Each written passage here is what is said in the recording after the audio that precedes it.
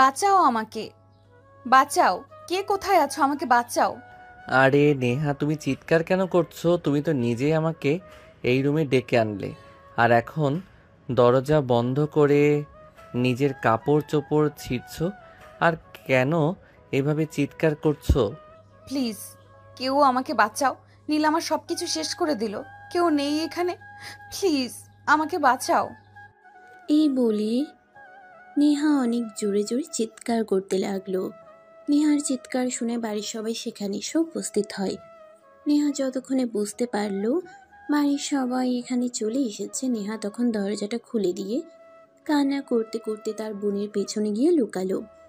তারপর ন্যাকা কান্না করতে করতে তার বোনকে বলতে লাগলো, আপু, তোমার দেবর আজ আমার রুমের দরজা খোলা পেয়ে আমার সর্বনাশ করতে চেয়েছিল। এই দেখো, আমার জামা কাপড় একদম ছিঁড়ে ফেলেছে। তোমরা যদি এই সময় না আসতে তাহলে হয়তো আমার বড় সর্বনাশ হয়ে যেত। আরে এসব তুমি কি বলছো নীলা? তুমি তো নিজেই আমাকে বললে তোমার রুমের ফ্যানের লাইন নষ্ট হয়ে গেছে, এটা ঠিক করে দিতে। আর এখন তুমি আমার নামে মিথ্যা কথা কেন বলছো? চুপ কর বিয়াদব। আমার বোন তোর নামে মিথ্যা কথা কেন বলবে? আমার বোন আগেই বলেছিল তোর চরিত্রের সমস্যা আছে, কিন্তু আমি সেটা বিশ্বাস করিনি। তোকে আমি আমার ভাইয়ের মতো বিশ্বাস করতাম, আর আজকে না তুই আমার বিশ্বাসের এই প্রতিদান দিলি। নীল, এসব আমি কি শুনছি? এই দিন দেখার জন্য তোকে আমি পেটে ধরেছিলাম। তুই এক্ষুনি আমার চোখের সামনে থেকে দূর হয়ে যা, আমার বাড়ি থেকে বের হয়ে যা। তোর জন্য আমি নিজের মান ইজ্জত নষ্ট করতে চাই না। প্লিজ আম্মু, তোমরা আমাকে বিশ্বাস করো, আমি এরকম কিছুই করিনি। নেহা যা বলছে সম্পূর্ণ মিথ্যা কথা বলছে। সে আমাকে বলেছিল তার রুমের ফ্যান নষ্ট হয়ে গেছে, আমি যেন ওর রুমের ফ্যানটা ঠিক করে দিই। গরমে ওর খুব বেশি কষ্ট হচ্ছে, তাই আমি এখানে এসেছিলাম। কিন্তু এই কথা কাউকে বিশ্বাস করাতে পারল না, কারণ নেহা অনেক জোরে জোরে ন্যাকা কান্না করছিল আর সবাইকে বলছিল নীল এই রুমে এসে তাকে জোর করে ইজ্জত নষ্ট করতে চেয়েছিল। আর বর্তমানে বাংলাদেশে এটা তো প্রচলন হয়ে গেছে, মেয়েরা যাই বলবে তাই সত্য, ছেলেরা কখনো সত্য কথা বলতেই পারে না। এদিকে নেহা ন্যাকা কান্না করেই চলেছে আর সবাইকে জোর করে এটা বোঝানোর চেষ্টা করছে নীল তার সঙ্গে অসভ্যতামি করেছে, জোর করে তার ইজ্জত হনন করার চেষ্টা করেছে। তোমরা কেউ ওর কথা বিশ্বাস করো না, ও একদম মিথ্যা কথা বলছে। আমাকে প্রেমের প্রস্তাব দিয়েছিল, আমি তার সঙ্গে প্রেম করতে রাজি হইনি বলে সে আমার সঙ্গে এরকমটা করেছে। ইনফ্যাক্ট আমি যখন ভার্সিটিতে যেতাম তখন সে আমাকে তার সঙ্গে বাইকে যেতে বলতো, যাতে সে কোনো রকমে আমার শরীরে স্পর্শ করতে পারে। কিন্তু আমি তার মতটা বুঝতে পেরে তার প্রস্তাবে রাজি হইনি। কিন্তু আজকে রুমের দরজা খোলা রেখে রুমে বসে বই পড়ছিলাম, আর তখনই নীল এখানে চলে আসে। বাড়ির সবার মধ্যে তখন একটা কানাঘুষা শুরু হয়ে গেল। আসলে এই বাড়িতে নীলকে তেমন কেউ একটা দেখতে পারে না। এতদিন তার আম্মু তাকে একটু দেখতে পারতো, কিন্তু এই ঘটনার পর তার আম্মু তাকে আর সহ্য করতে পারছে না। একে তো নীল অনার্স পাশ করা বেকার যুবক বাড়িতে বসে বসে খাচ্ছে, এটা কেউ সহ্য করতে পারছে না। নীলের আব্বু মারা গিয়েছে প্রায় 10 বছর হয়েছে। এরপর থেকে তার বড় ভাই এই পরিবারে দেখাশোনা করছে। যদিও নীলের আব্বুর অর্থ সম্পদ কোনো কিছুর অভাব ছিল না, কিন্তু যখন থেকে নিজের বাবা এই বাড়িতে এসেছে তখন থেকে এই পরিবার একটা না একটা সমস্যা লেগেই আছে। তিনি নীলকে একদমই সহ্য করতে পারেন না। তাছাড়া তিনি সবসময় ওনার স্বামী এই পরিবারের দায়িত্ব নিয়েছে, তাহলে নীল কেন কোনো কিছু করছে না? নীল বাবার ব্যবসার দেখাশোনা করতে চাইলে তার বড় ভাই আর ভাবির প্ররোচনায় পড়ে বলে নীলকে তিনি ব্যবসায় ঢুকতে দেবেন না। বাবা মারা যাওয়ার পর থেকে তিনি যেহেতু ব্যবসা দেখাশোনা করছেন তাই ব্যবসা তার, তাই নীল আর ব্যবসায় ঢুকতে চায়নি। সে নিজেকে কিছু একটা করতে চেয়েছিল। পড়াশোনা শেষ করে প্রায় 4 বছর হয়ে গেছে, কিন্তু ইতিমধ্যে কোথাও কোনো চাকরি খুঁজে পাচ্ছে না। তাই সে খুবই হতাশ, সারাদিন বসে থাকে আর ফেসবুকে নিউজ ফিডে চাকরির খোঁজ করে। কিন্তু চাকরি পাওয়া কি এতটাই সহজ?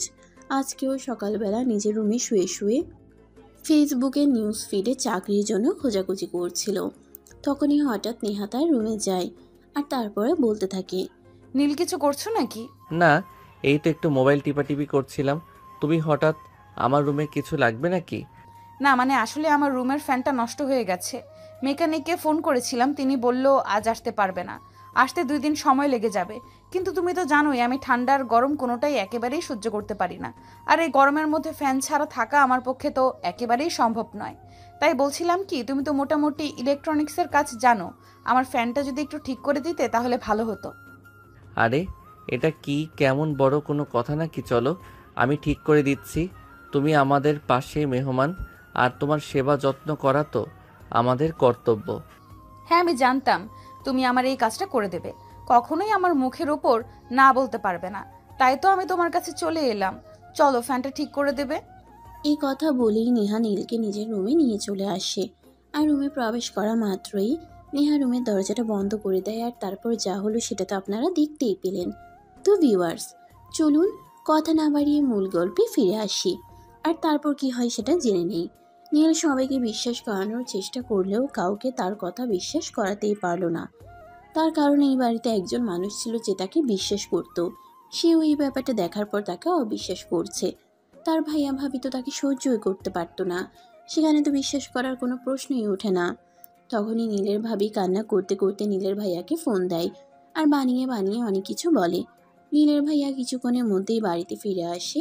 ড্রয়িং রুমে মোটামুটি একটা মিটিং বসেছে। নীলকে যেভাবেই হোক এই বাড়ি থেকে বের করতেই হবে। তখনই নীলের ভাইয়া নীলকে ড্রয়িং রুমে ডেকে নেয় আর বলতে থাকে, দেখ, তুই এতদিন যাই কিছু করেছিস সব কিছু সহ্য কর। আজকে তুই যেটা করেছিস এটা আমি কখনোই সহ্য করব না। আমার শালিকা আমার আপন বোনের মতো, আর তার সঙ্গে তুই এইরকম একটা কাজ করতে পারলি, এটা তোর থেকে কোনোদিনও আশা করিনি। যাই হোক, যা করেছিস সব ভালো করেছিস। এখন চুপচাপ এই বাড়ি থেকে বের হয়ে চলে যা, আর কোনোদিনও এই বাড়িতে আসবি না। ভাইয়া প্লিজ, তুমি অন্তত বিশ্বাস করো আমি এরকম কিছুই করিনি।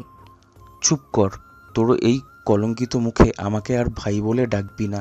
আমি তোর ভাই হই না, আমি তোর কেউই হই না। তুই এক্ষুনি বাড়ি থেকে বের হয়ে চলে যা, আর কখনো এই বাড়িতে ফিরে আসবি না। আমি ভুলে যাব আমার কোনো ভাই ছিল।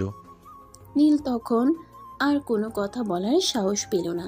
কান্না করতে করতে নিজের রুমে গিয়ে নিজের কয়েকটা জামা কাপড় আর নিজের সম্বল বলতে সার্টিফিকেটগুলো গুছিয়ে নিল। লাগেজটা নিয়ে রুম থেকে বের হতে যাবে তখনই নেহা তার আপুকে দেখিয়ে বলতে থাকে, আপু, ওই দেখো দেখো, কত বড় লাগেজ নিয়ে বাড়ি থেকে বের হচ্ছে। মনে হয় বাড়ি থেকে সোনা দানা সবকিছু চুরি করে নিয়ে যাচ্ছে। কথাগুলো নীলের কান পর্যন্ত পৌঁছে গেল, কারণ নেহা এই কথাগুলো নীলকে শুনিয়ে শুনিয়ে বলছিল। কথাগুলো শোনা মাত্রই নিজের 2 চোখ দিয়ে অঝোর ধারায় পানি পড়তে লাগলো। নীল নিজেকে আর কোনোভাবে কন্ট্রোলে রাখতে পারছিল না। কাছের মানুষগুলো তাকে এইভাবে কষ্ট দেবে এটা তার কোনোদিন কল্পনাতেও ছিল না।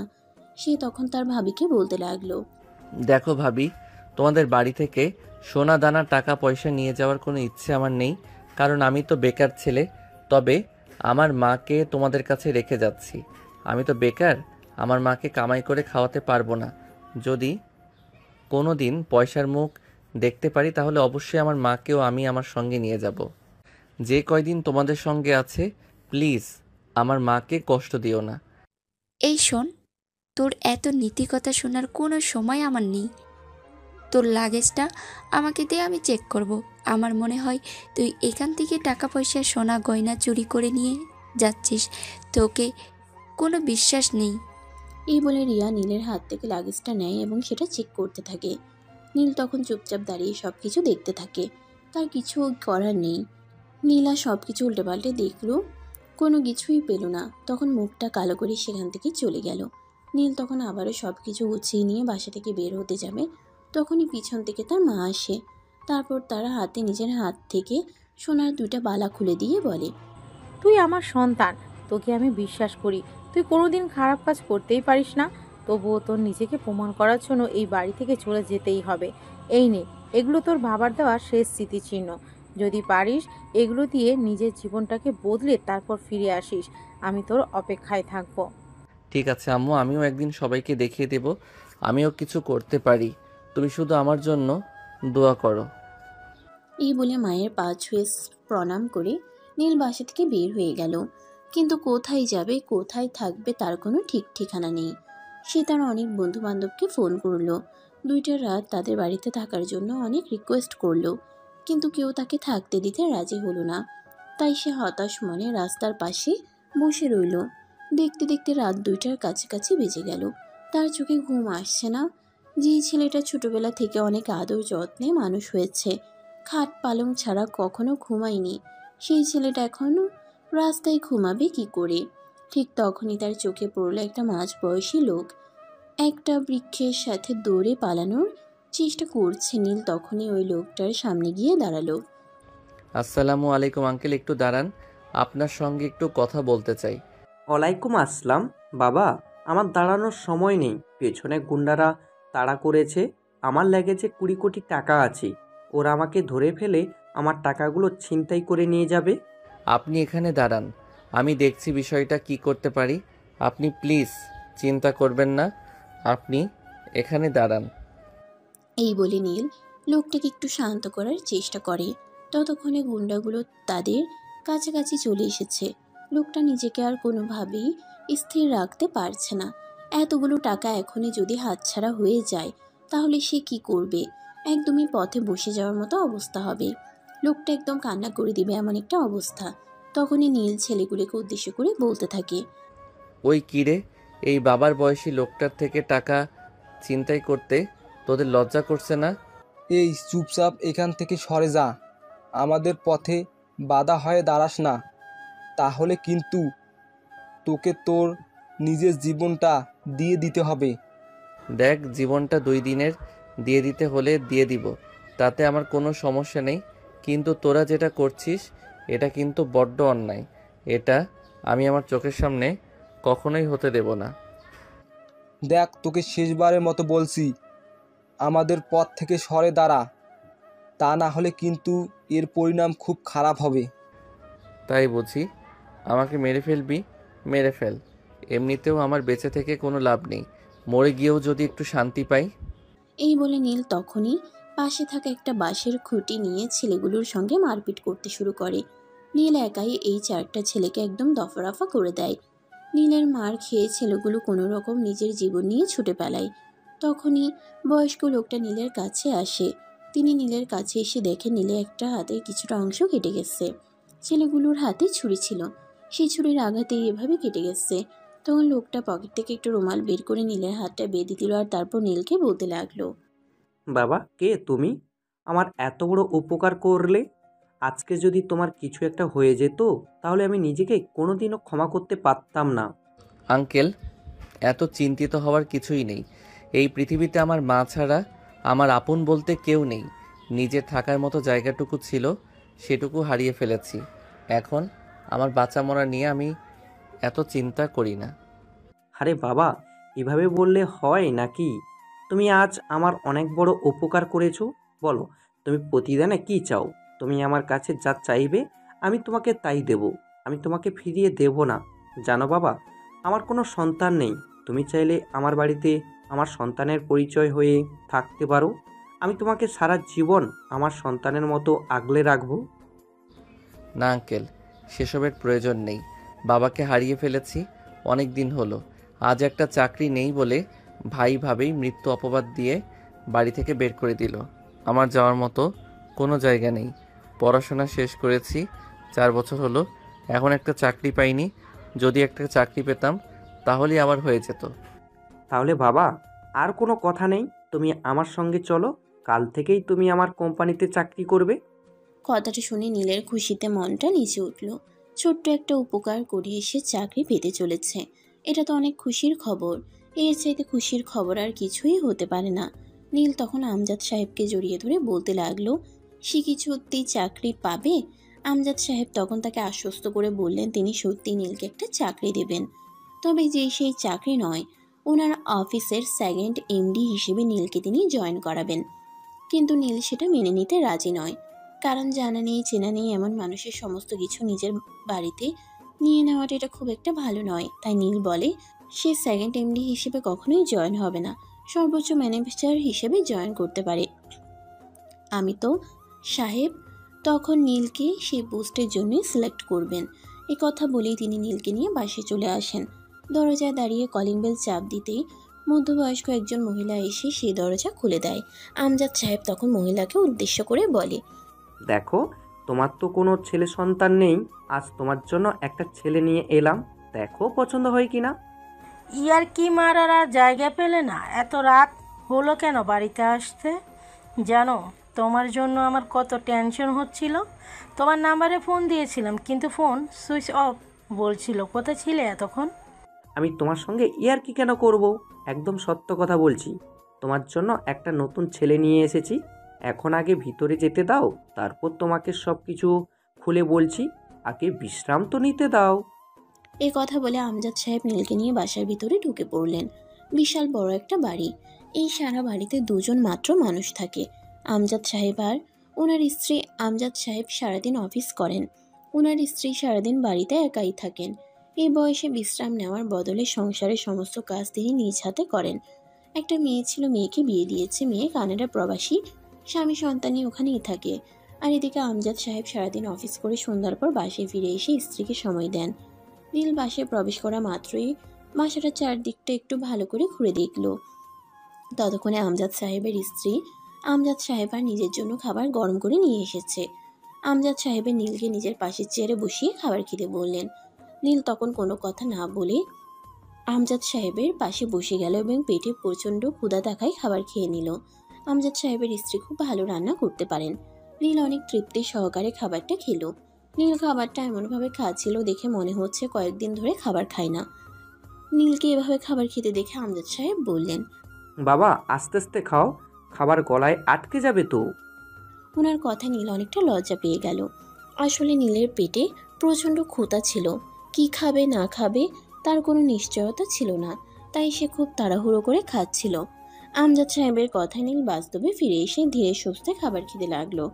খাবার খাওয়া শেষ হলে আমজাদ সাহেব নীলকে নিয়ে ড্রয়িং রুমে এসে বসলেন। ততক্ষণে আমজাদ সাহেবের স্ত্রীও সব কিছু গুছিয়ে রেখে ড্রয়িং রুমে এসে বসেন। আর তারপর তিনি আমজাদ সাহেবকে বলেন কি হয়েছে সেটা খুলে বলার জন্য। আমজাদ সাহেব তখন ওনার স্ত্রীকে সব কিছু খুলে বলেন। সব কিছু শুনে ওনার গায়ে একদম কাঁটা দিয়ে ওঠার মতো অবস্থা। এসব তুমি কি বলছো? আমি তো বিশ্বাসই করতে পারছি না। এই শহরে থাকি এতদিন হয়ে গেল, কিন্তু এর মধ্যে কোনো দিনও এরকম কিছু হলো না। আর আজ তোমার সঙ্গে এত বড় একটা দুর্ঘটনা ঘটতে চলেছিল। একদমই তাই। আর এই ছেলেটা যদি সময় মতো এসে আমাকে না বাঁচাতো, তাহলে না জানি আজ কি হয়ে যেত। টাকাগুলো যেত, তাতে আমার কোনো আপত্তি নেই, কিন্তু ওরা আমাকে প্রাণে মেরে ফেলার জন্য এসেছিল। সেই জন্যই বলে আল্লাহ যা করে ভালোর জন্যই করে। বাবা তোমাকে অসংখ্য ধন্যবাদ। তোমার জন্য আজ আমার স্বামী জীবন্ত বাড়িতে ফিরে আসতে পেরেছে। তোমাকে যে কি বলে কৃতজ্ঞতা জানাবো সেটা বুঝতেই পারছি না। আন্টি, কৃতজ্ঞতা জানানোর কিছুই নেই। আজ যদি ওনার জায়গায় আমার নিজের বাবা থাকতো তাহলে হয়তো আমি এটাই করতাম। আমি আমার দায়িত্ব থেকে এইটুকু করেছি, এখানে কৃতজ্ঞতা প্রকাশের কোনো প্রয়োজন নেই। এই কথা শুনে আমজাদ সাহেব ওনার স্ত্রীকে উদ্দেশ্য করে বলতে থাকেন, হ্যাঁ নীল একদম ঠিক কথাই বলেছে। কারণ তিনি নীলকে নিজের ছেলে পরিচয় দিতে চান। আর ছেলে যদি বাবাকে বিপদে পড়তে দেখতো তাহলে তো যেভাবেই হোক উদ্ধার করতো। নীলই সেই কাজটাই করেছে, তাহলে কৃতজ্ঞতা জানানোর কি আছে? ছেলেকে কখনোই কৃতজ্ঞতা প্রকাশ করতে হয় না। তারপর তিনি স্ত্রীকে রুমে চলে যেতে বলেন।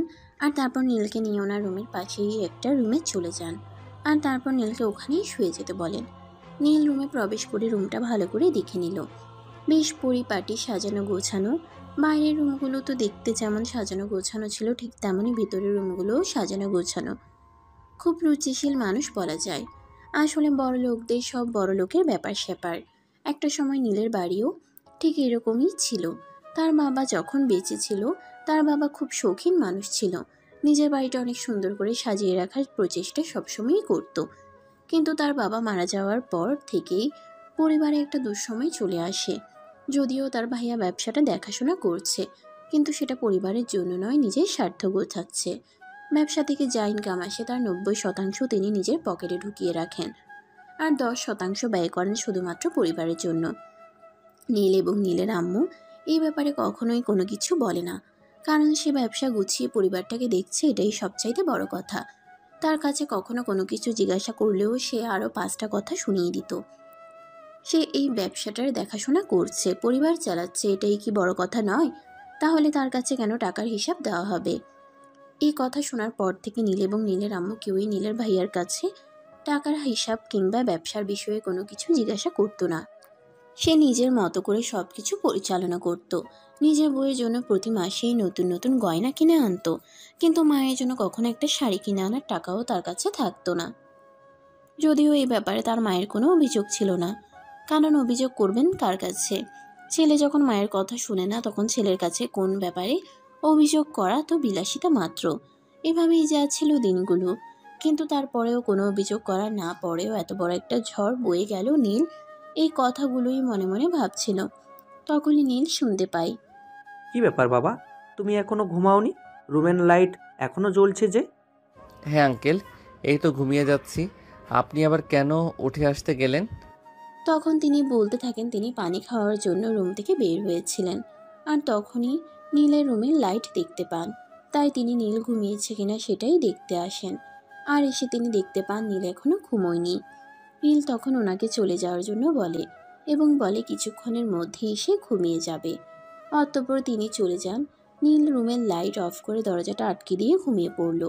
পরের দিন সকাল 8টার দিকে আমজাদ সাহেবের স্ত্রীর ডাকে নীলের ঘুম ভাঙল। ঘুম থেকে উঠেই নীল ফ্রেশ হয়ে নিল। ব্যাগে থাকা তার জামা কাপড়ের মধ্যে থেকে একটা শার্ট আর একটা প্যান্ট পরে নিল। ততক্ষণে আমজাদ সাহেবও ঘুম থেকে উঠে ফ্রেশ হয়ে নাস্তার টেবিলে চলে এসেছেন। তিনি নীলকে নাস্তা করবার জন্য ডাকতে লাগলেন। নীল কিছুক্ষণের মধ্যেই নাস্তা টেবিলে চলে আসে। তারপর তিনজনে মিলে একসঙ্গে নাস্তা করে নেয়। তারপর আমজাদ সাহেব ওনার স্ত্রীকে উদ্দেশ্য করে বলতে থাকেন উনি আজ নীলকে নিয়ে অফিসে যাবেন। এই কথা শুনে আমজাদ সাহেবের স্ত্রীও অনেকটাই খুশি হন আর নীলকে বলেন, বাবা তোমার জন্য অনেক দোয়া আর আশীর্বাদ রইল। আমাদের কোনো ছেলে সন্তান নেই। যদি মেয়েটা জন্ম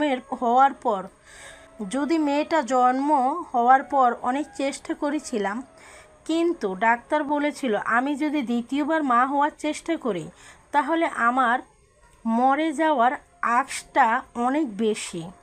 তাই তোমার আঙ্কেল আর কোনো রিস্ক নিতে চায়নি, কিন্তু আল্লাহ চাইলেও তো সবই সম্ভব। তিনি চেয়েছেন বলেই তো আজ তুমি আমার ঘরে এসেছো। আমি চাই আজ থেকে তুমি আমাকে মা আর আমার স্বামীকে বাবা বলে ডাকো। কিন্তু কোনো কিন্তু নয় বাবা, তুমি আমাদেরকে বাবা মা বলে ডাকলে আমাদের আত্মা শান্তি পাবে। ঠিক আছে, আপনারা খুশি হলে আমি তাই করব। এই বলে নীল তাদের দুজনকে সালাম করে নিল। আর তারপর আমজাদ সাহেব নীলকে নিয়ে বাসা থেকে বেরিয়ে পড়লেন। গ্যারেজ থেকে গাড়ি নিয়ে ড্রাইভার নিয়ে রওনা দিতে যাবে, তখনই নীল আমজাদ সাহেবকে বলতে থাকে ড্রাইভার যাওয়ার কোনো প্রয়োজন নেই, সে নিজেই ড্রাইভ করতে জানে। তাই আমজাদ সাহেব ড্রাইভারকে গাড়ি থেকে নেমে যেতে বলে, আর নীল গাড়ি ড্রাইভ করে অফিসে এসে পৌঁছায়। অফিসে এসে পৌঁছানো মাত্রই সবাই যেন ভূত দেখার মতো অবাক হয়ে আমজাদ সাহেব আর নিজের দিকে তাকিয়ে আছে, কিন্তু কেউ কোনো কিছু জিজ্ঞাসা করতে পারছে না। আমজাদ সাহেব নীলকে নিয়ে সোজা নিজের কেবিনে চলে আসলেন। তিনি নিজের চেয়ারে গিয়ে বসলেন আর নীল ওনার সামনের চেয়ারে বসতে বললেন।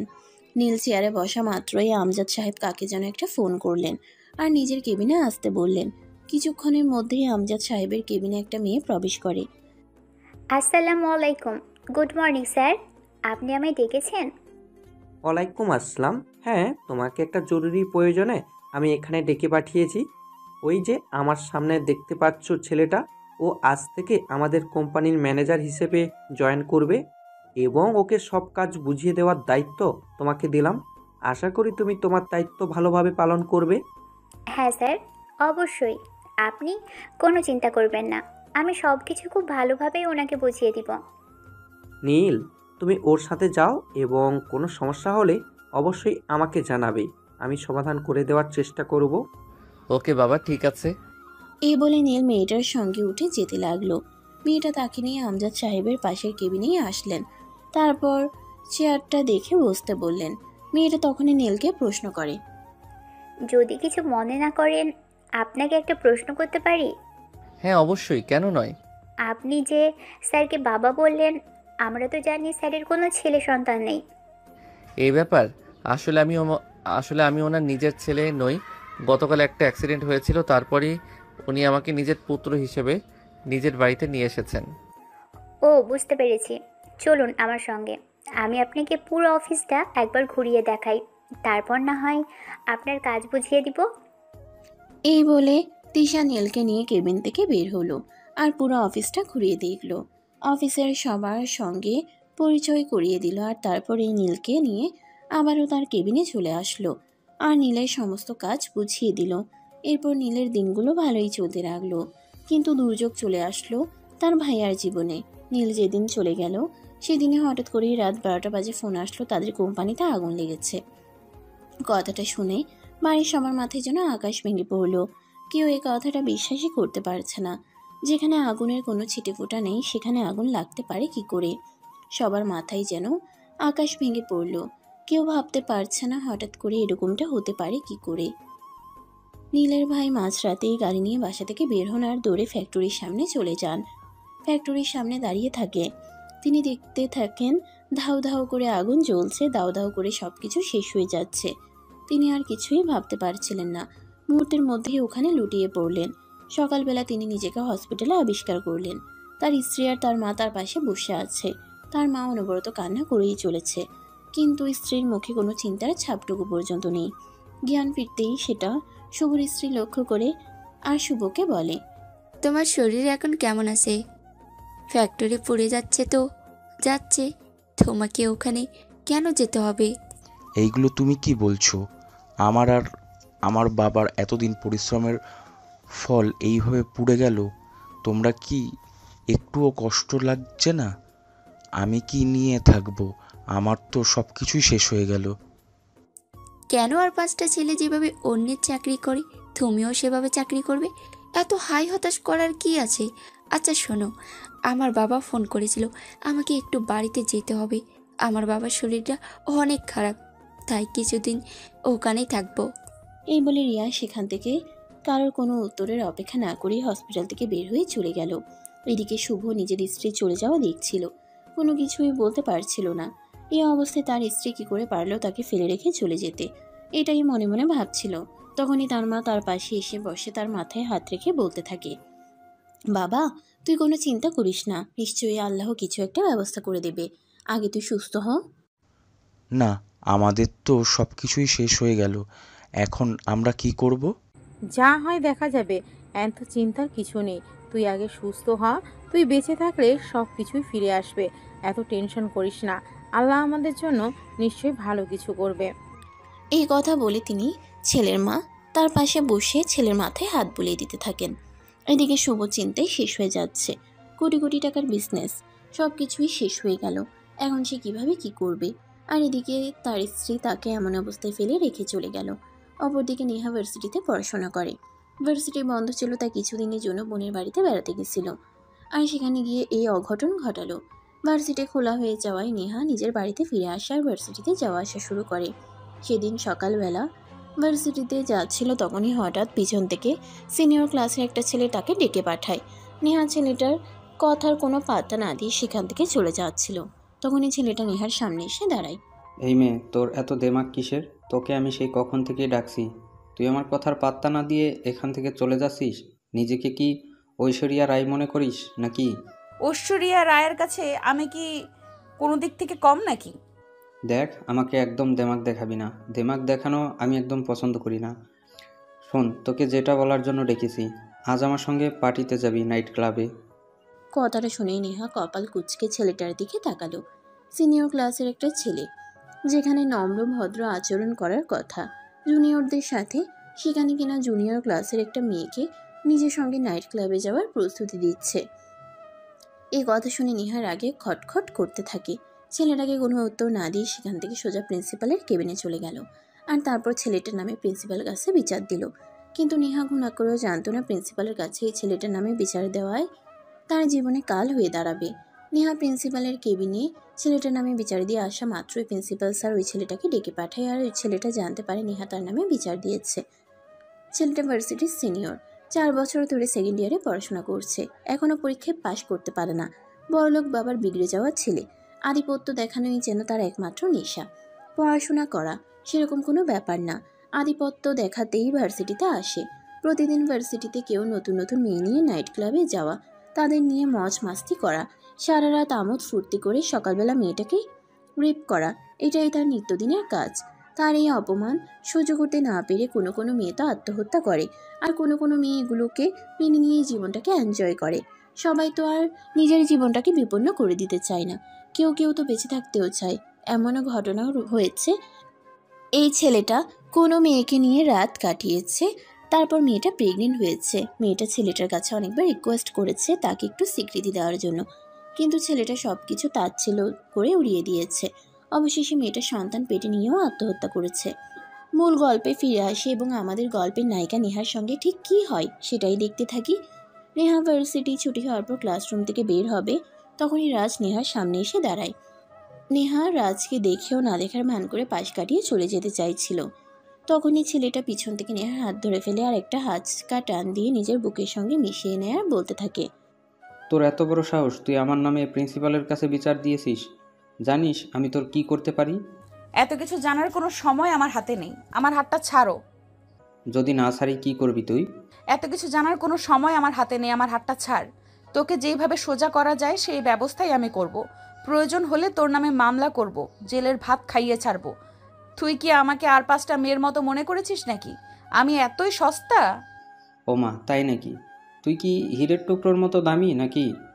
এই কথা বলে রাজ আর তার বন্ধুরা সবাই মিলে হাসাহাসি করতে লাগলো। নেহা এই বিষয়টা একদমই সহ্য করতে পারলো না, মুখটাকে ভেঙে দিয়ে সেখান থেকে চলে গেল। এদিকে রাজ এটা একদমই সহ্য করতে পারলো না, তাকে ইগনোর করা, তাকে অবহেলা করা এত বড় দুঃসাহস। এই অবস্থা দেখে রাজের বন্ধুরা তাকে উস্কানি দিতে থাকে, আর বন্ধুদের উস্কানি শুনে রাজ মনে মনে ঠিক করে নেহাকে আজকেই শায়েস্তা করবে।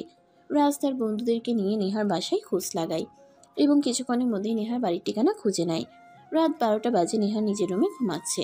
তখনই হঠাৎ কেউ একজন নেহার রুমের ব্যালকনিতে বারান্দায় চলে আসে। নেহা সেটা টের পেয়ে বিছানা থেকে উঠে বসে আর বলতে থাকে, কে ওখানে? ততক্ষণে রাজ রুমের ভিতরে চলে এসেছে।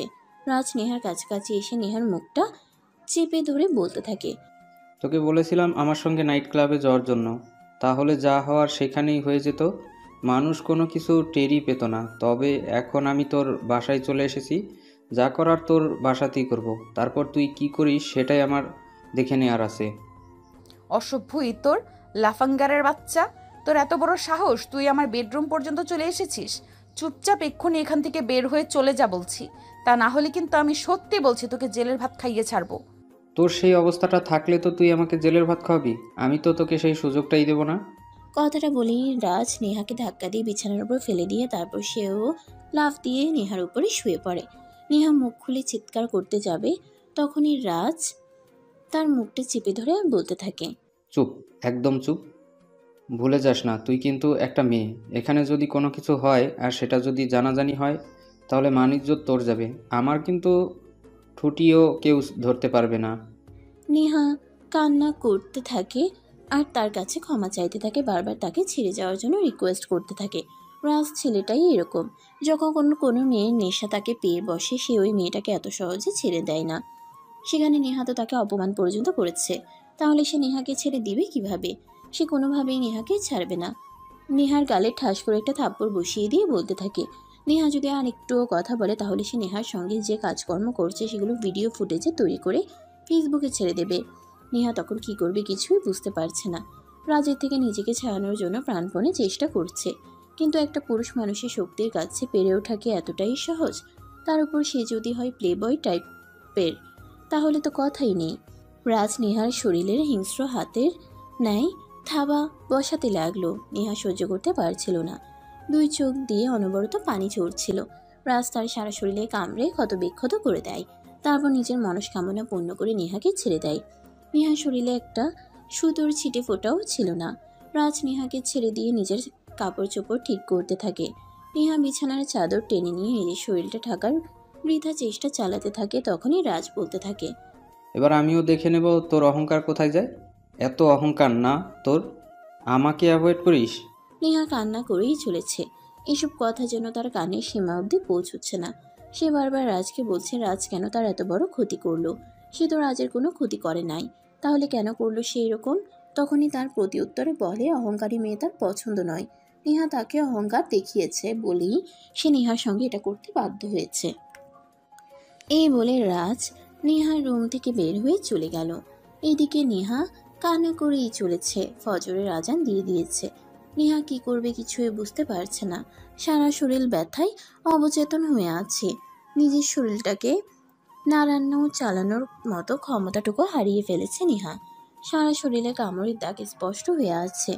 পুরুষালী শক্ত হাতের কামড়, এগুলো কি সহজে ডেবে যাবে? ফজরের আজান শুনে নেহা নিজে শরীরের কাপড়টা একটু কোনো রকমে ঠিক করে নিল। তারপরেও বিছানাতে বসে বসে কান্না করতে লাগলো। গালে গলায় এমনকি সারা শরীরের কামড়ের দাগ দেখা যাচ্ছিল। সকাল 10টা বাজে। রিয়া নেহাকে ভার্সিটি যাওয়ার জন্য ডাকতে আসে। রিয়া রুমে এসে দেখে নেহা বিছানার উপর বসে বসে কান্না করছে। তার বিছানা, রুম, চল সব কিছুই অগোছালো। তার কারণ জিজ্ঞাসা করতে যাবে তখনই রিয়া দেখতে পায় বিছানার উপর বসে বসে কান্না করছে। তখনই সে নেহাকে প্রশ্ন করে কি হয়েছে। নেহা তখন সব কিছুই তাকে খুলে বলে। রিয়া তখন মাথায় হাত দিয়ে বসে পড়ে। এত বড় সর্বনাশ কিভাবে হয়ে গেল সে কিছুই ভাবতে পারছে না। এদিকে তার বাবা অসুস্থ, অন্যদিকে তার স্বামী হসপিটালে। এদিকে আবার নেহার সঙ্গে এত বড় একটা দুর্ঘটনা হয়ে গেল। সব কিছুই কি দুর্ঘটনা নাকি অন্য কিছু? কিছুই বুঝতে পারছে না রিয়া এবং নেহা। দুই বোন একসঙ্গে বসে কান্না করতে লাগলো। তাদের সঙ্গে কেন হচ্ছে এরকম? এদিকে দেখতে দেখতে সকাল ঘনিয়ে দুপুর হয়ে গেল। দুই বোন তখনও রুমে বসে বসে কান্না করছিল। তখন রিয়া নেহাকে বলে, দেখো, যা হবার হয়ে গেছে, এটা নিয়ে চিন্তা করার কিছুই নেই। এটা শুধুমাত্র একটা অ্যাক্সিডেন্ট। এই অ্যাক্সিডেন্টে মনে নিয়ে বসে থাকলে তো হবে না। নতুন করে নতুন কিছু চিন্তা করতে হবে, অতীত ভুলে যেতে হবে। কিন্তু নেহা কান্না করতেই থাকে। তবে কি এগুলো নীলের অভিশাপ? ইচ্ছে করে এরকম করেছিল বলেই কি তার সঙ্গে আজ এটা হয়েছে? এগুলো ভাবতে ভাবতে কান্না করতে থাকে নেহা। রিয়া তখন তাকে জোর করে ওয়াশরুমে নিয়ে যায় আর ফ্রেশ করিয়ে দেয়। এরপর প্রায় 1 সপ্তাহ চলে গেল। এদিকে শুভ মোটামুটি সুস্থ হয়েছে। তার আম্মু তাকে নিয়ে বাসায় চলে এসেছে। রিয়াকে ফোন করেছে বাসায় আসার জন্য। রিয়া তখন তাকে সবকিছু খুলে বলে। শুভ এই সব কিছু শুনে একদম প্রস্তুত হয়ে পড়ে। এটা কি করে হয়ে গেল সে কিছুই ভাবতে পারছে না। শুভ তখন নিজেই রিয়াদের বাসায় গেল। নেহা এই কয়দিনের মধ্যে একবারে রুম থেকে বের হয়নি। রিয়া তার সমস্ত কিছুর দেখাশোনা করছে। রুম থেকে বের হতে তার একবারও ইচ্ছে করে না। সে যেন নিজেকে গুটিয়ে রাখতেই বেশ স্বাচ্ছন্দ্য বোধ করছে। মানুষের সামনে গেলেই তার কেমন যেন একটা লাগছে। শুভ নেহার রুমে যায় নেহার সঙ্গে কথা বলার জন্য। নেহা কিছুক্ষণ আগে বুঝিয়ে অনেক কথা বলে। দেখো, যা আবার হয়ে গেছে, এইগুলো নিয়ে বসে থাকলে চলবে না। জীবন তোমাকে নতুনভাবে শুরু করতে হবে। জীবনে এরকম অ্যাক্সিডেন্ট হয়েছে, তাকে তাই বলে এইগুলো মনে রাখতে হয় না। খারাপ জিনিসগুলোকে ভুলে যেতে হয়, আর ভালো জিনিসগুলোকে সারা জীবন মনে রাখতে হয়। দুলাভাই প্লিজ, আপনি আমাকে ক্ষমা করে দিন। আমি আপনার ভাইয়ের সঙ্গে যেটা করেছি আজ মনে হয় আমি সেটারই প্রতিফল পেয়েছি। আমি যদি আজ আপনার ভাইয়ের সঙ্গে এরকম না করতাম তাহলে হয়তো আজ আমার এত বড় সর্বনাশ হতো না। মানে তুমি কি বলছো? আমি তো কিছুই বুঝতে পারছি না। তুমি আবার আমার ভাইয়ের সঙ্গে কি করলে? আমার ভাই তো ইচ্ছে করে তোমার সঙ্গে খারাপ কাজ করতে চেয়েছিল, আর তুমি এখন আমাদেরকে সবটা বলে দিয়েছো, তাই ভাইকে আমি বাড়ি থেকে বের করে দিয়েছি। না দুলাভাই, সব কিছুই মিথ্যা। সব কিছুই আমার আর আপুর সাজানো নাটক ছিল। আপু আর আমি ইচ্ছে করেই আপনার ভাইকে বাড়ি থেকে বের করে দিয়েছি। এরপর নেহা বলতে থাকে তাকে রিয়া চেয়েছিল সমস্ত সম্পত্তি তার নামে করে রাখতে, আর সেই জন্য নেহাকে দিয়ে নীলকে অনেকবার প্রেমের এবং বিয়ের প্রস্তাব দেয়। কিন্তু নীল এসবে রাজি হয় না বলেই নেহা আর রিয়া দুজনে ইচ্ছে করে নীলের সঙ্গে এরকমটা করেছে, যাতে নীল সব কিছু ছেড়ে একেবারেই সারা জীবনের জন্য চলে যায়। তার সমস্ত সম্পত্তি রিয়ার দখলে চলে আসে। শাশুড়ি আর কতদিন থাকবে, সে তো মরেই যাবে। তারপর তো সব কিছুর একমাত্র মালিক রিয়া এবং শুভ হবে। নেহার মুখ থেকে এইসব কথা শুনে শুভর মাথায় যেন আকাশ ভেঙে পড়ে। চারদিকে অন্ধকার দেখছে, আর কোনো কিছুই ভাবতে পারছে না। একমাত্র ভাই তাকে ভুল বুঝে বাড়ি থেকে বের করে দিল, আর এখন কিনা সব জানতে পারছে এইসব কিছুই ছিল সাজানো নাটক। এত বড় ভুল সে কি করে ফেললো? এখন তার মায়ের কাছে কি জবাব দিবে? মৃত বাবার কাছেই বা কি জবাব দিবে? আর কোনো কিছুই ভাবতে পারছে না। তখনই রিয়া সেখানে আসে। রিয়া শুভর পায়ে ধরে ক্ষমা চায় আর ভুল করেছে এরকমটা স্বীকার করে। শুভ একদম স্তব্ধ হয়ে গেছে। কথা বলার ভাষাই যেন হারিয়ে ফেলেছে। তাকে কি বলবে সে কিছুই বুঝতে পারছে না। তার মাথা একদম কাজ করছে না। একে তো ভাইকে ভুল বুঝে বাড়ি থেকে বের করে দিল, তার উপর আবার ফ্যাক্টরিতে আগুন লেগে পড়ে গেল, তার উপর আবার নেহাকে ধর্ষণ হতে হলো। সে কোনটা সামাল দেবে সে কিছুই বুঝতে পারছে না। তারপরেও নিজেকে একটু কন্ট্রোল করে নেহাকে বলল, দেখো, ভাগ্যে যা ছিল তা হয়ে গেছে। তুমি যা হয়েছে সবটা ভুলে যাও, নতুন করে জীবন শুরু করো। নতুন করে আমার ভার্সিটির যাওয়া শুরু করো। আর আমি দেখিনি নীলের কোনো খোঁজ পাই কিনা। যা কিছু হারানোর সব কিছুই তো হারিয়ে ফেলেছে। এখন যদি নীলকে এসব কিছু না বলি, তার কাছে ক্ষমা না চাই, তাহলে হয়তো পরকালেও আমি ক্ষমা পাবো না। আল্লাহ হয়তো আমাকে কোনোদিনও ক্ষমা করবে না, কারণ আল্লাহ রক্তের সম্পর্ক ছিন্নভিন্নর কখনো জান্নাতে প্রবেশ করতে দিবে না। তাই আমি আর ভাইয়ের সঙ্গে সম্পর্কটা আবার ফিরিয়ে আনতে চাই। হ্যাঁ, তুমি একদম ঠিক কথাই বলেছ। কাল থেকেই আমরা নীলকে খুঁজতে বের হব। নীল নিশ্চয়ই এই শহর ছেড়ে দূরে কোথাও চলে যায়নি, কারণ তার কাছে তো টাকা পয়সা কোনো কিছুই ছিল না। সে হয়তো আশেপাশেই আছে, আমরা খুঁজলেই তাকে পেয়ে যাব। এভাবেই চলতে থাকে তাদের মধ্যে বেশ কিছুক্ষণ ধরে গল্পগুজব। এদিকে 3 দিন পর থেকে নেহা ভার্সিটিতে যাওয়া শুরু করে। নেহা ভার্সিটির গেট দিয়ে প্রবেশ করতে যাবে, তখনই রাজের সঙ্গে তার দেখা হয়ে যায়। রাজকে দেখেই নেহা মাথা নিচু করে অপর পাশ দিয়ে চলে যেতে চাইছিল। তখনই রাজ মুচকি হেসে নেহার সামনে এসে দাঁড়ায় আর বলে, কিরে, সেদিন কেমন মজা পেলি বললি না তো? নেহা মাথা নিচু করে কোনো উত্তর না দিয়ে চলে যায়। এই বিষয়টা লক্ষ্য করে নেহার বন্ধুরা নেহার ক্লাসে প্রবেশ করা মাত্রই জানতে চায় রাজ তাকে কি বলেছিল। নেহা তখন বিষয়টাকে সম্পূর্ণ এড়িয়ে গেল। সে কি বলবে? রাজ তাকে তার রুমে গিয়ে ধর্ষণ করেছে। এই কথাটা বলাটা কি এতটাই সহজ? না, একদমই সহজ নয়। তাই তো নেহা এই কথাটা এড়িয়ে গেল আর বান্ধবীদের নিয়ে অন্য প্রসঙ্গ নিয়ে কথা বলতে লাগলো। অপরদিকে শুভ আর রিয়া দুজনেই পরের দিন সকালবেলা বের হয় নীলকে খোঁজার জন্য। সারা শহর তো নতুন করে খুঁজে বেড়ালো, কিন্তু কোথাও নীলকে খুঁজে পেল না। ব্যর্থ হয়ে তারা বাড়িতে ফিরে আসলো। শুভ তার মায়ের কাছে যায় এ ব্যাপারে কথা বলার জন্য। তার মা নিজের রুমে বসে বসে নীলের কথা মনে করে কান্না করছিলেন। ছেলেটা কোথায় আছে, কে খাচ্ছে, কোথায় থাকছে, কোনো কিছুই তার জানা নেই। যে ছেলেটা এত বড় হওয়ার পরও কোনো আত্মীয়ের বাড়িতে গিয়ে একদিনও থাকতো না, কোনো বন্ধু বান্ধবের সঙ্গেও কোথাও ঘুরতে যেত না, সেই ছেলেটা আজ কতদিন হয়ে গেল বাড়িতে নেই, কোনো খোঁজ খবর পর্যন্ত নেই। মায়ের মনটা ছটফট ছটফট করছে। তিনি নিজেকে আর কোনোভাবেই শান্ত রাখতে পারছেন না, তাই তো কান্না করে। শুভ তখন তার মায়ের পাশে এসে বসে মায়ের মাথায় হাত রেখে বলে, আম্মু, ভাইকে তো কোথাও খুঁজে পেলাম না। সারা শহর তো নতুন করে খুঁজলাম, কিন্তু তার ছিটে ফোঁটাও খুঁজে পেলাম না। নীলের আম্মু তখন একরাশ কষ্ট নিয়ে বলে, যে মানুষটাকে এত বড় একটা অপবাদ দিয়ে বাড়ি থেকে বের করে দিয়েছে, সেই মানুষটাকে এখন আর খোঁজার কি দরকার? সে থাকুক না তার মতো করে। তাকে এখন আর খুঁজে এনে এই বাড়িতে আবারও অপমান করার কোনো প্রয়োজন নেই। শুভ তখন আর কোনো কথা বলতে পারে না। আসলে সে কী বা বলবে? তার শালি আর তার বউ মিলে তার ভাইকে এভাবে অপবাদ দিয়েছে, একেবারে বাড়ি থেকে বের করে দিয়েছে। এখন আর কী বা বলার আছে? আর শুভ তখন মুখ নিচু করে তার মায়ের রুম থেকে বের হয়ে চলে গেল। রিয়া আর শুভ তখন নিজেদের রুমে বসে আছে।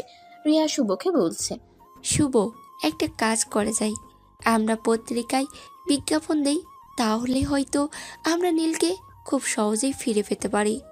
আমি তোমার মতো পাগল নই। আমার মাথায় এসব সম্পূর্ণ ঠিক আছে। আমরা আমাদের ভাইকে বাড়ি থেকে বের করে দিয়েছি, এখন আবার পত্রিকায় বিজ্ঞাপন দেব? কি লিখব বিজ্ঞাপনে? তুমি পাগল হলেও আমি এখনও পাগল হইনি। আমি এখনও সম্পূর্ণ সুস্থ আছি, তাই এসব ফালতু কথা বলা একদম বন্ধ করো। এই বলে শুভ আলমারি ড্রয়ার থেকে সিগারেটের প্যাকেটটা বের করে ব্যালকনিতে চলে গেল। আর এদিকে রিয়া রুমে বসেই চিন্তা করতে লাগলো কিভাবে কি করা যায়। যা হওয়ার তা তো হয়েই গেছে, এখন তো আর ওগুলো নিয়ে চিন্তা করলে হবে না। এখন তো নতুন কি করা যায় সেটা নিয়ে চিন্তা করতে হবে। এদিকে শুভর হাতে টাকা পয়সা যা ছিল সব কিছুই শেষ হয়ে গেছে। তখনই শুভ রুমে আসা রিয়াকে বলে কিছু টাকা দেওয়ার জন্য।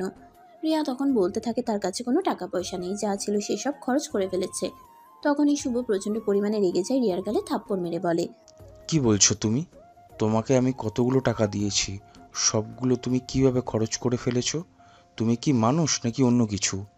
আরে, তুমি আমাকে দোষ দিচ্ছ কেন? আমি নেহাকে গয়নাগাটি কিনে দিয়েছি, আমি নিজের জন্য গয়নাগাটি কিনেছি, আরও অনেক কেনাকাটা করেছি। আমি কি জানতাম নাকি এভাবে ফ্যাক্টরিতে আগুন লেগে সব কিছু শেষ হয়ে যাবে? আমি যদি গয়না জানতাম তাহলে তোর এরকম করতাম না। শুভ তখন কোনো কথা না বলে চুপচাপ বেশ কিছুক্ষণ বসে থাকে। আর তারপর সে আবার রিয়াকে বলে রিয়ার গয়না থেকে কিছু গয়না দেওয়ার জন্য, সেগুলো বিক্রি করে সে নতুন কিছু একটা করবে। কিন্তু রিয়া নিজের গয়না কোনোভাবেই দেবে না। সে পরিষ্কার শুভকে জানিয়ে দেয়। এটাই সব কিছু শেষ হয়ে গেলেও সে নিজের গয়না কোনোভাবেই শেষ করবে না। এগুলো তার সন্তানের ভবিষ্যতের জন্য কাজে লাগবে, এগুলো সে কোনোভাবেই নষ্ট করবে না। এই কথা শুনে শুভ আরও অনেক বেশি রেগে গেল। রিয়ার গালে আরও কয়েকটা থাপ্পড় বসিয়ে দিয়ে বলতে লাগলো, এই তুই কি মানুষের বাচ্চা নাকি শুয়োরের বাচ্চা? আমি তো সেটাই ভেবে পাচ্ছি না। এখানে আমার সব কিছু শেষ হয়ে গেছে আর তুই নিজের গয়না নিয়ে পড়ে আছিস। এইগুলো তো তোর বাবার সম্পত্তি নয়, এগুলো তো আমার টাকায় কেনা। এগুলো আমাকে দে, আমি বিক্রি করে নতুন কিছু একটা করব।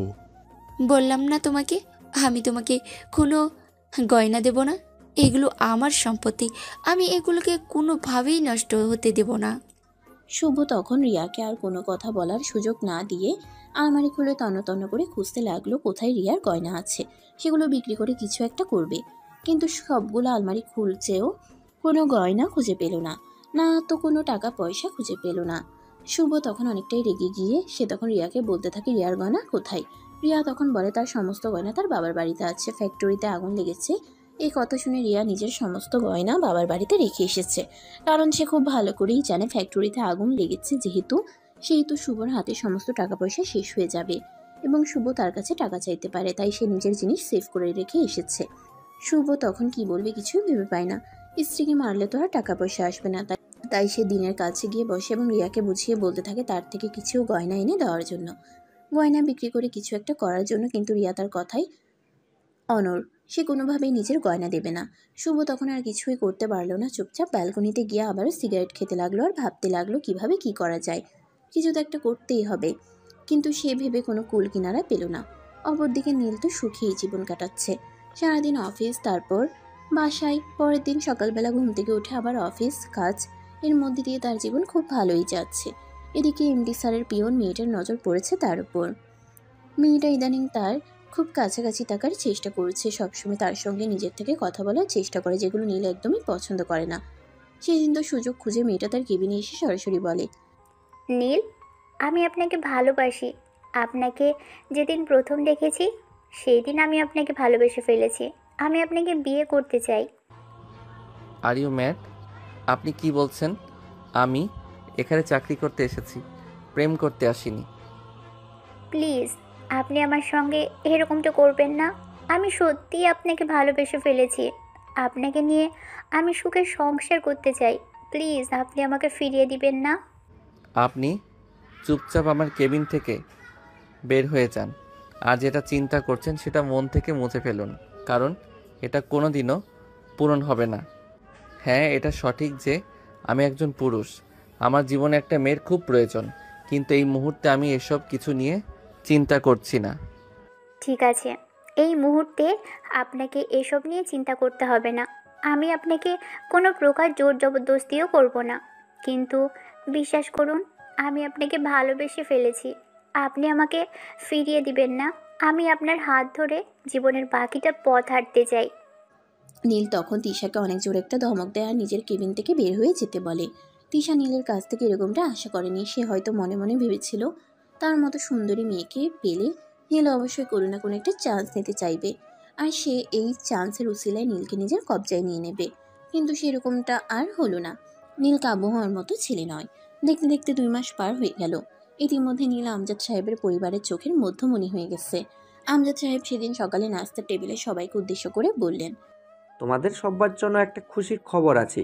আমার মেয়ে লাইলা আগামী কালকেই বাংলাদেশে আসছে। আমাদের সঙ্গে বেশ কিছুদিন এখানে সময় কাটাবে। ও মা, তুমি সত্যি বলছো? মেয়েটা কতদিন ধরে আমাদের এখানে আসে না। মেয়েটাকে ছাড়া আমার একদম ফাঁকা ফাঁকা লাগছিল। ভাবছিলাম মেয়েটাকে বলবো একবার আসতে এখানে, যেহেতু সে নিজে থেকেই আসতে চলেছে।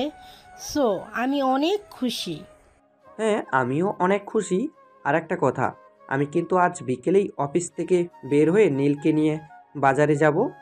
আমার মেয়ের পছন্দের সব জিনিস আমি কিনে নিয়ে আসব। আমার মেয়ে ইলিশ মাছ, গলদা চিংড়ি আর ছোট মাছ অনেক পছন্দ করে, তাই আমি এইগুলো কিনে নিয়ে আসব। হ্যাঁ, তুমি একদম ঠিক কথাই বলছো। আমার মেয়েটা এই জিনিসগুলো খেতে অনেক পছন্দ করে। আমি আমার মেয়েকে নিজের হাতে রান্না করে খাওয়াবো। দেশের বাহিরে থাকে, বাংলাদেশের খাবার তো খেতে পারে না। এরপর ভদ্র মহিলা আর ভদ্রলোক হলে আরও অনেক কিছু কথা বলল এবং সেই অনুযায়ী নীলকে লিস্ট করতে বলল। নীলও সানন্দে সব কিছু লিস্ট করলো। তারপর নাস্তা শেষ করে নীল আর আমজাদ সাহেব দুজনেই অফিসে চলে গেল। সারাদিন অফিস শেষে বিকেল 3টার দিকে নিয়ে অফিস থেকে বের হয়ে চলে গেলেন বাজারে। সারা বাজার ঘুরে ঘুরে নীলকে নিয়ে তিনি মেয়ের পছন্দের সব কিছু কিনে নিলেন। তারপর সব কিছু গাড়িতে নিয়ে বাসে চলে আসেন। আমজাদ সাহেব বাসে এসে নিজের স্ত্রীকে সব কিছু গুছিয়ে রাখতে সাহায্য করছে। এটা দেখে নীল অনেকটাই বিমোহিত হলো এবং নিজেও তাদেরকে সাহায্য করতে এগিয়ে গেল। তখনই আমজাদ সাহেবের স্ত্রী নীলকে বাধা দেয় এবং বলে সে এই বাড়ির ছেলে, সে কেন কোনো কাজ করবে। নীলকে কোনো কাজ করতে হবে না, তারা দুজনে সব কিছু গুছিয়ে নিতে পারবে। নীলকে তিনি কোনো কাজই করতে দিলেন না। নীল তখন কোনো কাজ করতে না পেরে মন খারাপ করে ড্রয়িং রুমে গিয়ে সোফায় বসে থাকলো আর দেখতে লাগলো পুরোপুরি কিভাবে এত আনন্দ করে সমস্ত কাজ ভাগ করে করছে। নীল এটা দেখে অনেকটাই খুশি হলো। আজ হয়তো তার বাবা বেঁচে থাকলেও তার বাবাও তার মাকে এভাবে সাহায্য করতো। সে তার মার কাছে শুনেছিল তারা যখন ছোট ছিল তখন তার বাবা তার মাকে অনেক কাজেই সাহায্য করতো, কারণ তারা 2 ভাই ছিল এবং তাদের একটা ছোট বোন ছিল। ছোট বোন নীলের সমবয়সী ছিল, যে কিনা 7 বছর বয়সে একটা গাড়ি অ্যাক্সিডেন্টে মারা গেছে। তারা দুজন সমবয়সী থাকায় নীলের আম্মু কোনো কাজ করতে পারতো না। নীলের আব্বু সারাদিন অফিস শেষ করে বাসে এসে বাসার সমস্ত কাজ করতো। এগুলো দেখেই তার বাবা মার কথা খুব মনে পড়তে লাগলো।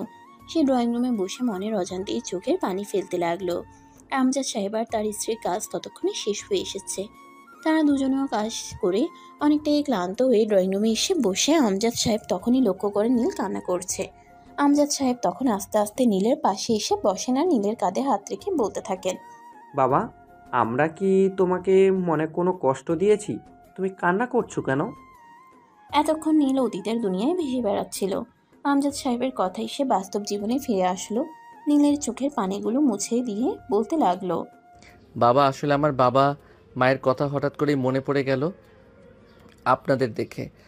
আমজাদ সাহেব তখন নীলকে বলতে থাকেন, তিনি তো শুনেছিলেন নীলের মা বেঁচে আছে, ওনার মেয়ে সপ্তাহখানেক এখানে থাকবে। ওনার মেয়ে চলে যাওয়ার পর তিনি নীলকে নিয়ে নিজের বাড়িতে যাবেন নিজের মায়ের সঙ্গে দেখা করতে, এবং নীলের মা রাজি থাকলে তিনি নীলের মাকে এই বাড়িতে নিয়ে আসবেন, ওনার স্ত্রীর সাথে থাকবেন। এই বয়স ওনার স্ত্রীর একজন সঙ্গীর প্রয়োজন, দুজন একসঙ্গে সারাদিন থাকবে আর গল্পগুজব করবে। ওইভাবে দিন খুব ভালোভাবেই কাটবে। এতে রাজি হয়ে গেল, কারণ তার ভাবির সংসারে তার আম্মু কতটা অসহায় আর কতটা খারাপ অবস্থায় ছিল সে এটা খুব ভালোভাবেই বুঝতে পারত। কিন্তু তার তো কিছুই করার ছিল না, কারণ ওই সময়ে সে কোনো চাকরি বাকরি করতো না। তার আম্মুর দায়িত্ব নেওয়ার মতো অবস্থা তার ছিল না, তাই তাকে এগুলো সহ্য করতে হতো। আমজাদ সাহেব তখন নীলের চোখের পানি মুছে দেন আর বলতে থাকেন, বাবা, কান্না করো না। তোমাকে তো আমি আমার ছেলে হিসেবে আমার বুকে জড়িয়ে নিয়েছি। এখন যদি তুমি এভাবে কান্না করো তাহলে আমার বুকটা ফেটে যায়। আমি তোমার কান্না সহ্য করতে পারি না। তোমার মাকে এখানে নিয়ে আসবো যদি উনি রাজি থাকেন, তারপর আমরা 4 জন মিলে একসঙ্গে খুব ভালো থাকবো। এই বলে তিনি নীলকে নিজের বুকে টেনে নেন। নীল তখন ওনাকে জড়িয়ে ধরে আরও কান্না করতে থাকে। এদিকে আমজাদ সাহেবের স্ত্রী কিছুক্ষণ বিশ্রাম নিয়ে তারপর আবার চলে যান রাতের খাবার তৈরি করার জন্য। রাতের খাবার তৈরি করতে করতে একটু দেরি হয়ে গেল, রাত প্রায় 11টা বেজে গেল। আসলে বয়স্ক মানুষ, তাই সব কাজ করতে একটু দেরি হয়ে যায়, কিন্তু তারপরেও তিনি বাড়িতে কোনো কাজের লোক রাখবেন না, কারণ নিজের কাজ নিজে করতেই তিনি স্বাচ্ছন্দ্য বোধ করেন। অন্য লোকের কাজ ওনার তেমন একটা পছন্দ হয় না। আসলে একটু কিটকিটি স্বভাবের মহিলা তো, তাই অপরিষ্কার অপরিচ্ছন্নতা তিনি একদমই দেখতে পারেন না। রাতের খাওয়া শেষ হলে সবাই নিজেদের রুমে গিয়ে ঘুমিয়ে পড়ল। পরের দিন দুপুর হতে না হতেই আমজাদ সাহেব নীলের কেবিনে আসে আর নীলকে নিয়ে তিনি বের হয়ে পড়েন এয়ারপোর্টের উদ্দেশ্যে। একমাত্র মেয়ে দেশে আসছে বলে কথা, তাকে রিসিভ করার জন্য এয়ারপোর্টে তো যেতেই হবে। তাই আমজাদ সাহেব আর নীল দুজনেই বেরিয়ে পড়েন এয়ারপোর্টের উদ্দেশ্যে। এয়ারপোর্টে দাঁড়িয়ে অপেক্ষা করছেন। আধা ঘন্টার মধ্যে ওনার মেয়ের ফ্লাইট এয়ারপোর্টে অবতরণ করে। মেয়েকে দেখা মাত্রই ভদ্রলোক দৌড়ে গিয়ে মেয়েকে জড়িয়ে ধরলেন। মেয়েও এতদিন পর বাবাকে দেখতে পেয়ে আবেগে আপ্লুত হয়ে একদম কান্না করে দেয়। তখনই আমজাদ সাহেব তার মেয়ের সঙ্গে নীলেরকে পরিচয় করিয়ে দেয়। মেয়েটাও বড় ভালো মনের মানুষ, সেও খুব ভালোভাবেই বাবার নতুন ছেলেকে আপন করে নেয় আর তাকে জড়িয়ে ধরে একদম কান্না করে দিয়ে বলতে থাকে, একটা ভাই ছিল না তার, অনেক শখ করার পরেও কিন্তু এখন একটা ভাই পেয়েছে, সে সত্যি ভাগ্যবান। এই বয়সে এসেও নতুন ভাইয়ের দেখা পেল। নীল তাকে পা ছুঁয়ে সালাম করলো এবং তাদেরকে নিয়ে বাসে চলে আসলো। এরপর দেখতে দেখতে 1 সপ্তাহ সময় কেটে গেল। ইতিমধ্যে তারা অনেক ঘোরাঘুরি, আনন্দ উল্লাস, খাওয়া দাওয়া সবকিছুই করেছে। ভদ্রলোক আর ভদ্র মহিলা নিজের মেয়েকে কাছে পেয়ে খুব ভালোই সময় কাটিয়েছে। তবে সেই ভালো সময়টা বেশি দিন থাকলো না। দেখতে দেখতে মেয়ের চলে যাওয়ার সময় ঘনিয়ে আসলো। আসলে যারা প্রবাসে থাকে তাদের জীবনটা এরকমই। মেয়েকে বিদায় দেওয়ার বেলায় দুজনের চোখ দিয়েই অনবরত পানি পড়ছে। একমাত্র মেয়েকে এত দূরে রাখার যন্ত্রণাটা কি সেটা তারাই বুঝতে পারেন, কিন্তু কিছুই করার নেই। তাকে তো আর বেঁধে রাখা যাবে না, তাকে তো বিদায় দিতেই হবে, তাই তাকে বিদায় দিতে হলো। মেয়েকে এয়ারপোর্টে বিদায় দিয়ে আমজাদ সাহেব বাড়িতে এসে বসে বসে কান্না করছেন। তখনই নীল আমজাদ সাহেবের পাশে এসে বসে আর বলে, বাবা, তুমি না আমাকে নিজের সন্তান মনে করো? তোমার এক সন্তান ধরে চলে গিয়েছে তো কি হয়েছে? আমি তো তোমার কাছে আছি। প্লিজ এভাবে মন খারাপ করে থেকো না, আমার খুব খারাপ লাগে। কথাটা শুনেই আমজাদ সাহেব আরও অনেক জোরে কান্না করে দেন আর নীলকে জড়িয়ে ধরে বলতে থাকেন, মেয়েরা মায়ের প্রতিচ্ছবি হয়। উনি ছোটবেলায় মাকে হারিয়েছেন। মেয়েটা হওয়ার পর ভেবেছিলেন মেয়েটাকে নিজের কাছেই রেখে দেবেন, কিন্তু প্রকৃতির নিয়মটা উল্টো। মেয়েকে তো বিয়ে দিতে হয়, মেয়েকে সারা জীবন বাবার ঘরে রাখা যায় না, তাই তো মেয়েকে বিয়ে দিয়ে পর করে দিতে হলো। তখনই তিনি বলতে থাকেন তিনি পরের দিনই নীলের মায়ের সঙ্গে দেখা করতে যাবেন এবং নীলের মাকে এখানে নিয়ে এসে নীলকে বিয়ে করিয়ে এই বাড়িতে নতুন একটা মেয়ে নিয়ে আসবে। কথাটা শুনে নীল অনেকটা লজ্জা পায়। লজ্জায় তার মুখটা লাল হয়ে গেছিল। সে ওই মুহূর্তে ওইখানে আর এক মুহূর্ত না থেকে দৌড়ে নিজের রুমে চলে গেল। এটা দেখে আমজাদ সাহেব আর ওনার স্ত্রী মুচকি মুচকি আসতে লাগলেন। পরদিন সকালবেলা ঘুম থেকে উঠে আমজাদ সাহেব আর ওনার স্ত্রী দুজনেই তৈরি হয়ে গেলেন। নীল তখনও নিজের রুমে ঘুমাচ্ছিল, তাই আমজাদ সাহেব আর ওনার স্ত্রী দুজনে মিলে ঘুম থেকে ডেকে তুলল আর তারপর নীলকে তৈরি হতে বলল। নীলও মায়ের কাছে যাবে এটা শুনে অনেক খুশি হয় আর তাড়াহুড়ো করে ঘুম থেকে উঠে ফ্রেশ হয়ে তৈরি হয়ে নেয়। তারপর তিনজনে মিলে একসঙ্গে নাস্তা করে বাড়ি যাওয়ার জন্য বের হয়। প্রায় 4 মাস পর পরিচিত রাস্তায় গাড়ি চালাচ্ছে আর নিজের স্মৃতিগুলো চোখের সামনে ভেসে উঠছে। একদিন অপমান মাথায় নিয়ে মাথা নিচু করে বাড়ি থেকে বের হয়ে গেছিল, আর আজকে মাথা উঁচু করে বাড়িতে ফিরে আসছে। বাড়ির দরজায় কলিং বেল চাপ দিতেই নীলের ভাবি এসে দরজা খুলে দিল। নীলকে দেখিয়ে তিনি বলতে লাগলেন, নীল, এতদিন তুমি কোথায় ছিলে জানো?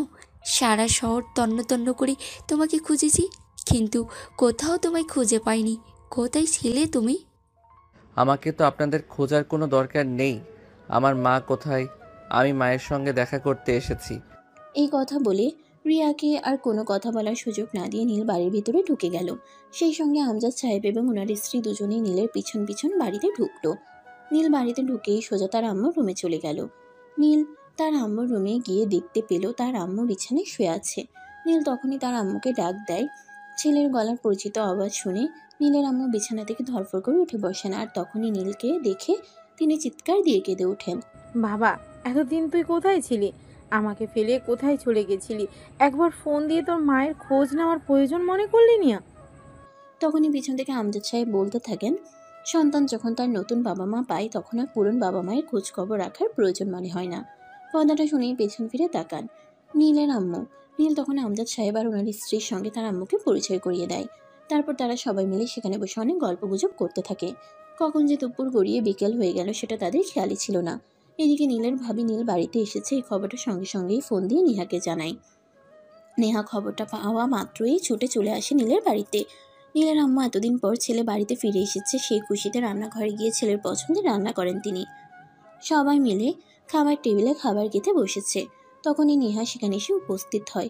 নীলকে দেখা মাত্রই সে এসে দৌড়ে জড়িয়ে ধরে নীলকে বলতে থাকে, নীল প্লিজ, তুমি আমাকে ক্ষমা করে দাও। আমি যা করেছি তার জন্য আমি অনুতপ্ত। আরে ছাড়ুন আপনি, এখন আবার নতুন কি নাটক শুরু করেছেন? আমাকে ছেড়ে সরে দাঁড়ান। নীল, প্লিজ তুমি আমাদেরকে ক্ষমা করে দাও। তোমার সঙ্গে যা করেছি তার ফল আমরা পেয়ে গেছি। প্লিজ তুমি এখন আর আমাদের উপর অভিমান করে থেকো না। এখানে কি হচ্ছে কিছুই বুঝতে পারছে না আমজাদ সাহেব। তারপর তিনি নীলকে জিজ্ঞাসা করেন কি হয়েছে। নীল তখন সম্পূর্ণ বিষয়টা আমজাদ সাহেবকে খুলে বলে। সবকিছু শুনে আমজাদ সাহেব বলে, ক্ষমা একটি মহৎ গুণ, ক্ষমাকারীকে আল্লাহ তাআলা পছন্দ করেন। তাই তিনি নীলকে বলে নেহা এবং রিয়া দুজনকেই ক্ষমা করে দিতে। নীল তখন নেহা রিয়াকে বলে সে তাদেরকে ক্ষমা করে দিয়েছে। তখন আমজাদ সাহেব নীলকে বলে, নীল, তুমি তো আমাকে বাবা হিসেবে মেনে নিয়েছো, তাই নয় কি? হ্যাঁ, তা তো অবশ্যই। তাহলে আমি তোমাকে বাবা হিসেবে একটা কথা বলতে চাই, তুমি কি আমার কথাটা রাখবে? অবশ্যই, কেন নয়? আমি চাই তুমি এই মেয়েটাকে বিয়ে করো। কিন্তু বাবা। কোনো কিন্তু নয়। বাবা হিসেবে তোমার কাছে আদেশ মনে করলে আদেশ বলতে পারো, আবার অনুরোধ মনে করলে অনুরোধ বলতে পারো, তবে এটাই আমার শেষ কথা। নীল তখন আর কোনো কথা বলার সাহস পেল না। আমজাদ সাহেবকে বাবা বলে ডেকেছে। আর বাবার আদেশ পালন করা সন্তানের জন্য কর্তব্য। তাই সে নেহাকে বিয়ে করতে রাজি হয়ে গেল। তারপর আমজাদ সাহেব মহা ধুমধামের সঙ্গে নীল আর নেহার বিয়ের আয়োজন করে। নেহাকে বিয়ে পড়িয়ে আমজাদ সাহেব নীলের পরিবার সহ সবাইকে নিয়ে নিজের বাড়িতে চলে যান এবং তিনি নীলকে বলেন, আমার একটা পরিবার প্রয়োজন ছিল, আমি আমার পরিবার পেয়ে গেছি, এখন আর কিছুই চাই না। আজ থেকে আমার সমস্ত ব্যবসার দায়িত্ব আমি তোমার হাতে তুলে দিলাম। আমি কাজ থেকে সম্পূর্ণ অব্যাহত নিলাম। কিন্তু বাবা, আমি একা একা আসবো, সব কিছু সামলাতে পারবো না। তখন আমজাদ সাহেব বলেন যে একা একা কেন সবকিছু সামলাবে, শুভ আছে, রিয়া আছে, নেহা আছে, সে একা না পারলে 4 জন মিলে সবকিছু সামলাবে। কিন্তু তারপরও তিনি আর এই ব্যবসার দেখাশোনা করবেন না। এই বলে তিনি অ্যাডভোকেটকে ফোন করেন এবং সমস্ত কিছু নীলের নামে উইল করে দেন। অ্যাডভোকেট 2 দিন পরেই সব কিছু রেডি করে আমজাদ সাহেবের বাসায় নিয়ে আসেন এবং আমজাদ সাহেব সাইন করে সব কিছুর একমাত্র মালিক বানিয়ে দেন নীলকে। অপরদিকে নীল এখনও নেহাকে মন থেকে ক্ষমা করতে পারেনি, কারণ তার সঙ্গে যা হয়ে গেছে এরপর কাউকে মন থেকে ক্ষমা করে দেওয়া এতটাও সহজ নয়। তাই বিয়ের দিন পার হয়ে গেলেও নীল এখনও নেহার সঙ্গে একটা কথা পর্যন্তও বলেনি। সবার সামনে কথা বললেও রুমে এসে দুজন সম্পূর্ণ বিপরীতমুখী মানুষ হয়ে যায়। নেহা নীলের সঙ্গে কথা বলার অনেক চেষ্টা করলেও নীল সবসময় তাকে এড়িয়ে চলে। নেহা এই বিষয়টা নীলের আম্মুর সঙ্গে খুলে বলে। সব কিছু শুনে নীলের আম্মু নীলকে নিজের রুমে ডেকে নেয় আর বলে, নীল, তোমার কাছ থেকে কিন্তু এটা আমি কখনোই আশা করিনি। আমি কোনো অপরাধ করলাম নাকি? এত বড় একটা কাজ করেও বলছো তুমি কোনো অপরাধ করেছো কি না? তোমার দুঃসাহস দেখে আমি অবাক না হয়ে পারছি না। তুমি এগুলো কি করে করেছো? আমি তো জানি না আমি সেরকম কিছু করেছি। এখন তুমি যদি বলো আমি কোনো অপরাধ করেছি, তাহলে তো অবশ্যই এটাও বলবে যে আমি কি করেছি। তখন নীলের আম্মু সবটা খুলে বলে। সবকিছু শুনে নীল তার আম্মুর কাছে ক্ষমা চায়, কিন্তু তারপরেও সে তার আম্মুকে বলে, আম্মু, যে মানুষটা আমাকে এভাবে এত বড় একটা অপবাদ দিল, আমার চরিত্রে কালি লাগালো, আমি সেই মানুষটাকে পারছি না ক্ষমা করতে।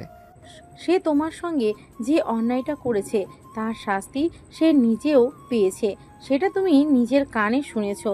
তারপরও তুমি তাকে আর কত শাস্তি দেবে? সেও তো একটা মানুষ, তারও তো ধৈর্যের সীমা আছে। আমি তোমাকে মা হিসেবে আদেশ করছি, তুমি আজকেই তার অধিকার তাকে ফিরিয়ে দেবে। তা না হলে আমি ভুলে যাব তুমি আমার সন্তান হও। ঠিক আছে আম্মু, তুমি যা বলবে। কিছু বলবে? তোমাকে অনেক সুন্দর লাগছে, তোমার চুলগুলো অনেক সুন্দর। কথাটা শুনে অনেকটাই অবাক হয় নেহা। সে উঠে দাঁড়িয়ে পিছন ফিরে নীলের দিকে তাকিয়ে বলে, হঠাৎ এইভাবে আমার প্রশংসা করার কারণটা কি মশাই, জানতে পারি? নীল তখন 1 পা 2 পা করে নেহার দিকে এগোতে থাকে। নেহা নীলের চোখের দিকে তাকিয়ে আছে আর তার চোখে একটা নেশাময় ভাব আছে। নেহা নীলকে দেখে পিছু হটতে শুরু করে। নীল তখনই খপ করে নেহার হাতটা ধরে ফেলে আর টান দিয়ে নিজের কাছে নিয়ে নেয়, একদম খুব কাছে। নেহার বুক আর নীলের বুক মিশে আছে, দুজনের নিঃশ্বাসের শব্দ শুনতে পাচ্ছে। নেহা তখন নীলকে বলতে থাকে, এই কি করছো, ছাড়ো, আমার কেমন যেন লাগছে। কেমন লাগছে? বলতে পারবো না, নিঃশ্বাস ভারী হয়ে আসছে, কেমন যেন একটা অন্যরকম অনুভূতি হচ্ছে। নীল তখন নেহাকে টান দিয়ে নিজের আরো কাছে টেনে নেয় আর নেহার নাকে নিজের নাক ঘষতে ঘষতে বলতে থাকে, কেমন লাগছে বলো, আজ আমি তোমার সব কথা শুনবো। এই তুমি কি নেশা করেছো? না, এমন একটা সুন্দরী বউ থাকলে আবার নেশা করার প্রয়োজন পড়ে নাকি? আমি তো তোমার নেশাতে আসক্ত হইয়া আছি। পাগল হয়ে গেছো নাকি? এখনো হয়নি, তবে হতে মনে হয় বেশিক্ষণ সময় লাগবে না। এই বলে নীল নেহার 2 ঠোঁটে নিজের ঠোঁট ডুবিয়ে দিল। প্রায় 5 মিনিট ধরে গভীরভাবে কিস করতে লাগলো। এদিকে নেহার নিঃশ্বাস বন্ধ হয়ে যাওয়ার উপক্রম। সেই নিজেকে ছাড়ানোর জন্য চেষ্টা করছিল, কিন্তু কোনোভাবেই ছাড়াতে পারছিল না। প্রায় 5 মিনিট পর নীল তাকে ছাড়ে, ততক্ষণে হাঁপাচ্ছে। নীল তাকে এমন অবস্থায় দেখে বলতে থাকে, কি হয়েছে, তুমি এভাবে হাঁপাচ্ছ কেন? এই পাগল, কেউ এইভাবে কাউকে কিস করে? আর একটু হলে তো আমি মরে যেতাম। এমন কথা বলবি না, তুমি মরে গেলে আমি কি নিয়ে থাকবো? নীল, একটা কথা বলো, আমি তোমার সঙ্গে যা করেছি তার জন্য তুমি আমাকে ক্ষমা করেছো তো? তুমি যদি আমাকে ক্ষমা না করো তাহলে আমি নিজেও নিজেকে কোনোদিন ক্ষমা করতে পারবো না।